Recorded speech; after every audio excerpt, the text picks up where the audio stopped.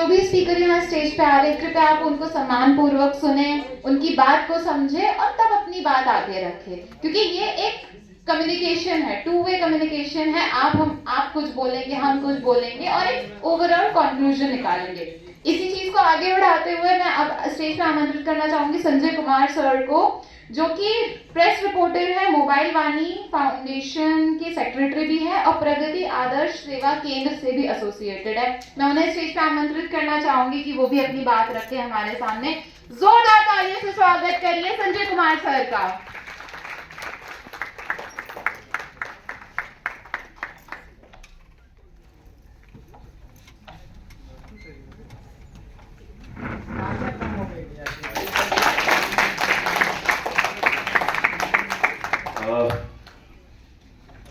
सम्मानित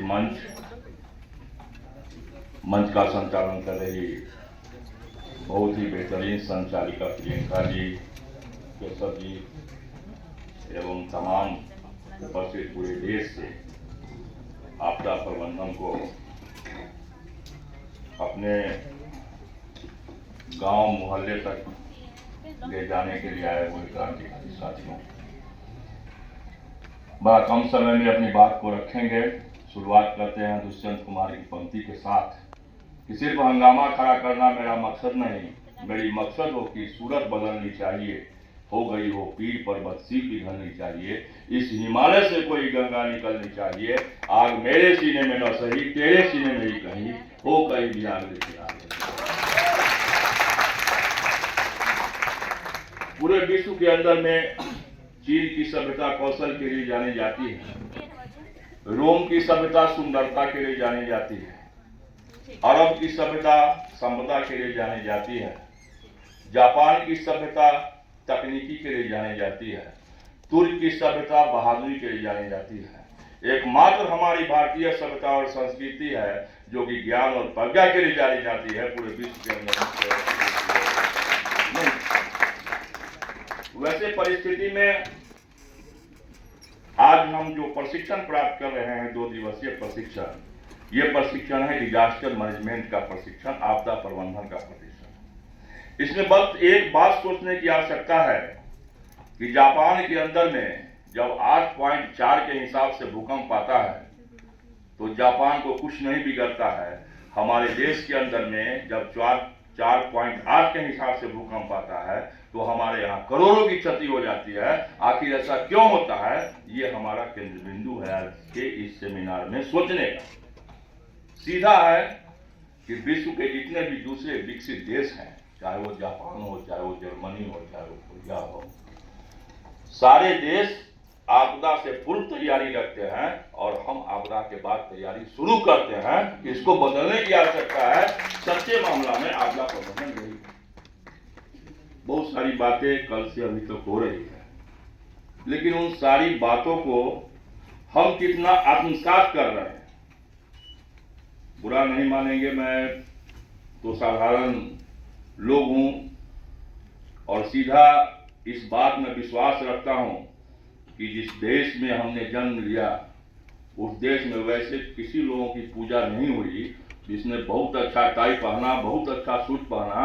उस देश में, इस देश में ऐसे लोगों की पूजा हुई जिसने आधा लंगोटी पहन करके, कोट पैंट को छोड़ करके, और जब अफ्रीका से भारत आ रहे थे तो रास्ते में अंग्रेज ने कहा यू बड़ी full Indian, this boggy is not allocated for you, और उसने आधा लंगोटी पहन के पूरे देश को आजाद करा दिया। हम वैसे देश के लोग हैं और वैसे देश के लोग हैं जहाँ पे स्वामी विवेकानंद गेरुआ वस्त्र पहन करके शिकागो के अंदर में जाते हैं और जब सर्वधर्म संभाव की बात करते हैं तो वहां पे 5 मिनट तक तालियां बजती रह जाती है। हम उस देश के लोग हम उस देश के लोग हैं जिस देश में कभी वैसे लोगों की चर्चा नहीं हुई जिसने बहुत अच्छा मिठाई खाया, खोआ खाया, मुर्गा खाया, उसकी चर्चा नहीं हुई। उस व्यक्ति की चर्चा हुई, राणा प्रताप जैसे लोगों की, जिसने 23 दिन तक घास का रोटी खा करके दुश्मनों से लड़ने का काम किया। तो वो हमारी विरासत है। प्रतिक्रिया चल रही थी, सुन रहा था, वहां पे बैठा हुआ था। केशव जी ने आमंत्रित किया कि कल के फीडबैक के लिए। हम में सबसे बड़ी खराबी क्या है कि हम अपने काम को ध्यान नहीं देते हैं, मंच से क्या बोला जा रहा है, हम क्या सुन रहे हैं, हमको क्या बोलना है, हम विषय में बंधते ही नहीं, और वह व्यक्ति कभी आगे नहीं बढ़ सकता है जो व्यक्ति विषय में बंधने का प्रयास नहीं करे। अगर हमारा कार्य सिर्फ सुनना है तो सिर्फ सुनना है, अगर बोलना है तो बोलना है। ऐसा क्यों है? ऐसा इसलिए है कि इतिहास इस बात का गवाह है, जब भी कोई क्रांति हुआ, वो क्रांति भीड़ से नहीं होती है, वो क्रांति होती है विचार से, क्रांति होती है। अगर विचार से क्रांति नहीं होती तो मात्र चारू मजूमदार के नेतृत्व में 4 लोग मिलकर के नक्सलवाद आंदोलन को जन्म नहीं देते और पूरे विश्व में वो नक्सलवाद नहीं पाएगा। तो सबसे है कि हम अपने विचार को आगे बढ़ाएं। जितने सारे इस प्रशिक्षण में बहुत अच्छा प्रशिक्षण रहा। एक सवाल सुनते सुनते ये आया भाई कि कुछ लोग आए तो मंत्री नेता पर भी कुछ टीका टिप्पणी हो गई। हम मानते हैं इस बात को कि दूसरे प्रदेशों में क्या होता है, पूरे देश के अंदर में काम करने का मौका मिला है। मैं आपको बतलाऊं कि मेरी संस्था प्रगति आदर्श सेवा केंद्र वो सौभाग्यशाली संस्था है जिसने सिर्फ अपने जिला समस्तीपुर में नहीं, बिहार में नहीं, नागालैंड के जिलों में काम किया है, आसाम के कोकराझार में काम किया है, अरुणाचल प्रदेश में काम किया है। और मैं एक बात और आपको स्पष्ट तौर पे बता दूं कि मेरा जो भी फंडिंग है वो भारत सरकार और बिहार सरकार का फंडिंग है। मैंने कभी डोनेशन में काम नहीं किया, ये बात आपको स्पष्ट बता। और 2001 से लेकर के और 2018 के दौर में मेरे संस्था का ऑडिट 6 करोड़ से ज्यादा है। तो पूरे देश में जाने का मौका मिला है। यह सही है कि हमको किसी का इंतजार नहीं करना चाहिए, लेकिन हमारे देश की जो लोकतांत्रिक प्रणाली है उस प्रणाली में 1 नंबर में विधायिका है, 2 नंबर में न्यायपालिका है और 3 नंबर में कार्यपालिका है। ये तीनों हमारे देश को चलाता है। इन तीनों से कभी हम विमुक्त नहीं हो सकते हैं। हमको सम्मान करना पड़ेगा। जिस लोकतांत्रिक देश में हम पहुंचे हैं उस देश में विधायिका का सम्मान होना है, उसको आप दरकिनार करके नहीं चल सकते हैं। तो अगर हमारे कार्यक्रम में प्रेम यूथ फाउंडेशन के प्रेम भाई हमेशा से सामाजिक जीवन को जिया है, बहुत पुराना संबंध है इनसे मेरा, कई जगहों पे हम लोग का साथ जाना होता है, बिहार के बाहर जाना होता है। मैं दावे के साथ कहता हूं कि बिहार में प्रेम यूथ फाउंडेशन जितने संख्या में विधायिका को अपने कार्यक्रमों में शामिल कर लेता है, दूसरे किसी एनजीओ के बस की बात ये नहीं है। पूरे बिहार के बहुत सारे कार्यक्रम में जाता हूँ, एनजीओ का बिहार का मैं सेक्रेटरी भी हूँ, जगह जगह पर जाता हूँ। तो जहाँ पे कार्यक्रम अच्छा हो उस कार्यक्रम का सम्मान करना चाहिए।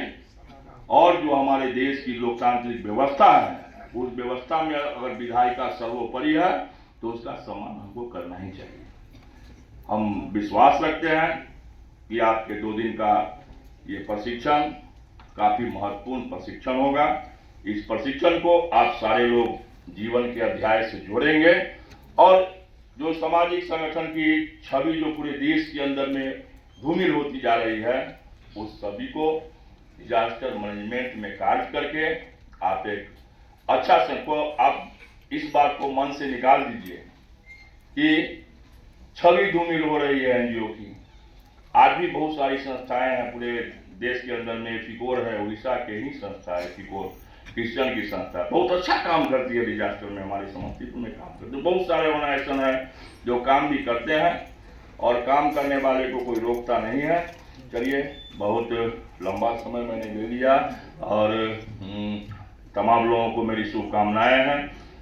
आप सारे लोग आपदा प्रबंधन के क्षेत्र में काम करेंगे और ये 2 दिवसीय प्रशिक्षण आपके कार्यक्रमों में मील का पत्थर साबित होगा। अंत में एक संदेश मेरा लेते जाइए कि पत्थर की मूरत वंदनीय इसलिए नहीं होती है कि उसमें देवता का वास होता है, वो इसलिए वंदनीय होती है कि उसने तरासे जाने की वेदना को सहा है। और दूसरा ये कि कोई काम मुश्किल नहीं होता है, बस करने की तमन्ना चाहिए। अंत में इस पंक्ति के साथ अपनी वाणी को विराम देंगे कि ये सहतीर है पलकों पे उठा लो यारो, कोई सा अच्छा सा तरीका निकालो यारो। कौन कहता है कि आत्मा में सुधार नहीं होता? जरा तबियत से पत्थर को उठा लो यारो। बहुत बहुत धन्यवाद केशव जी, प्रियंका जी ने हमको समय दिया, इसके लिए उनको भी बहुत बहुत धन्यवाद। धन्यवाद सर, धन्यवाद। ये हमारा ऑनर था, हमारा